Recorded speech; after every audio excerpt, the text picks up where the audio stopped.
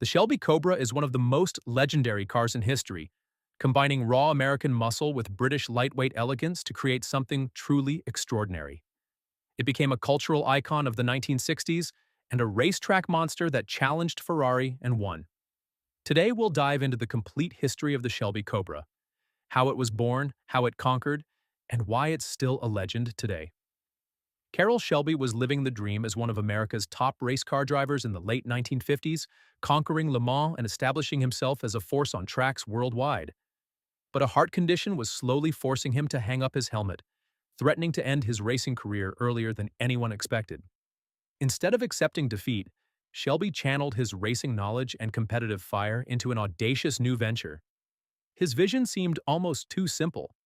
Take a small, nimble European sports car and give it the kind of raw American horsepower that could make it a giant killer. Shelby understood that weight was the enemy of performance, but he also knew that American V8 engines could produce power that European manufacturers could only dream of. The question was whether he could find the right platform to make this automotive alchemy work. The AC-Ace connection. AC cars had been crafting lightweight roadsters in Britain since the early 1950s, and their AC-Ace was exactly what Shelby had been searching for. These cars were beautifully built, with aluminum bodies stretched over tubular steel frames, but they were powered by modest inline-six engines producing barely 100 horsepower. They were elegant and refined, but about as threatening as a Sunday drive through the countryside. Shelby saw potential where others saw limitations. The Ace's lightweight construction and proven handling made it the perfect canvas for his high-horsepower masterpiece. In 1961, he reached out to AC Cars with a proposition that must have sounded absolutely mad to the conservative British manufacturer.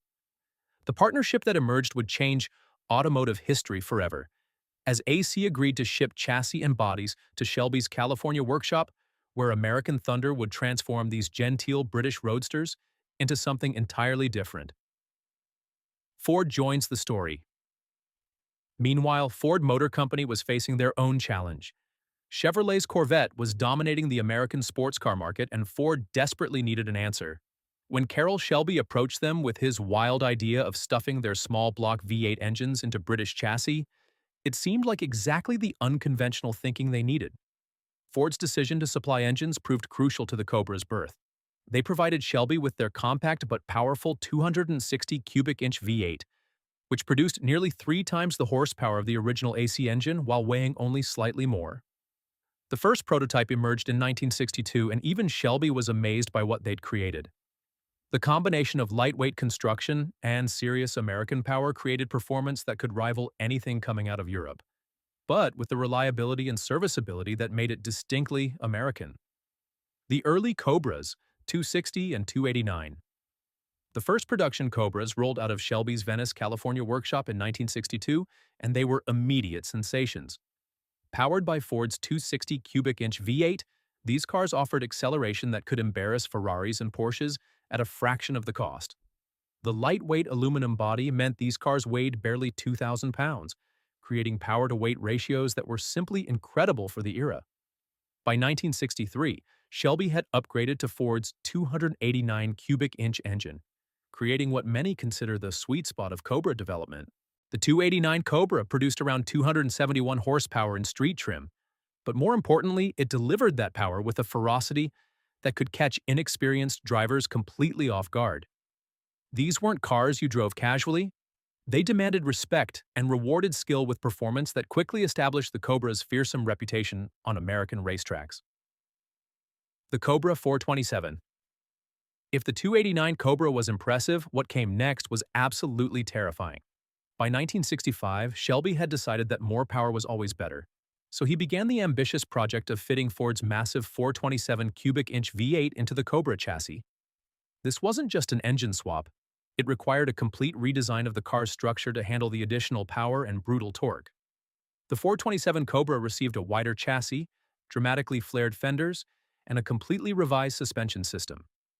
The street version produced around 425 horsepower, while competition models could generate over 500. In a car weighing just 2,400 pounds, these numbers created performance that bordered on the supernatural. The 427 could rocket from 0 to 60 mph in under 4 seconds, and hit 185 mph in a straight line, but its reputation wasn't built on numbers alone. It was built on its ability to absolutely terrify anyone brave enough to drive it. Racing legacy. On racetracks around the world, the Cobra proved that American engineering could compete with the best Europe had to offer.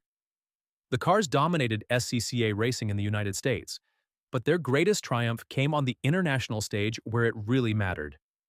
In 1965, Shelby's aerodynamic Cobra Daytona Coupes defeated Ferrari to win the FIA GT World Championship, making Shelby American the first American constructor to claim a major international racing title. This victory was particularly sweet because it came directly at Ferrari's expense. Enzo Ferrari had long dismissed American racing efforts as crude and unsophisticated, but the Cobra's championship proved that raw power, when properly applied, could overcome European tradition and refinement. The racing Cobras weren't just fast, they were reliable and tough, keeping running when exotic European machinery retired with mysterious ailments. The Cobra Super Snake. Even by Cobra standards, the Super Snake was completely insane. Only two were ever built, representing Carroll Shelby's ultimate expression of the "there's no replacement for displacement" philosophy.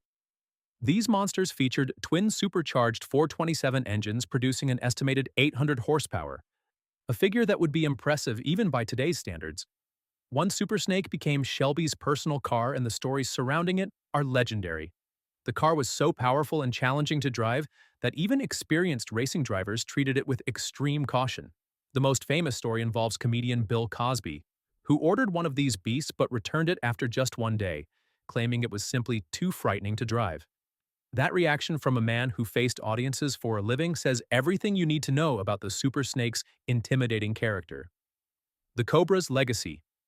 Production of original Cobras ended in 1967, but their influence on automotive culture was just beginning. The cars had proven that American manufacturers could build world-class sports cars when they put their minds to it, inspiring a generation of performance vehicles that followed. More importantly, they established a template for success that still resonates today. Take something light, add serious power, and don't worry too much about whether it's completely civilized. The Cobra's design influence can be seen in countless sports cars that followed, from the Dodge Viper to modern track-focused supercars. Today, original Cobras are among the most valuable collector cars in the world, with pristine examples commanding millions at auction. But the Cobra's true legacy isn't measured in dollars.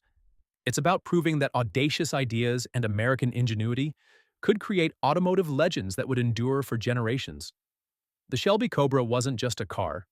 It was a revolution that proved sometimes the craziest ideas create the most enduring legends. In an era when European manufacturers dominated sports car racing, one man's vision of stuffing a giant American V8 into a tiny British chassis changed everything forever.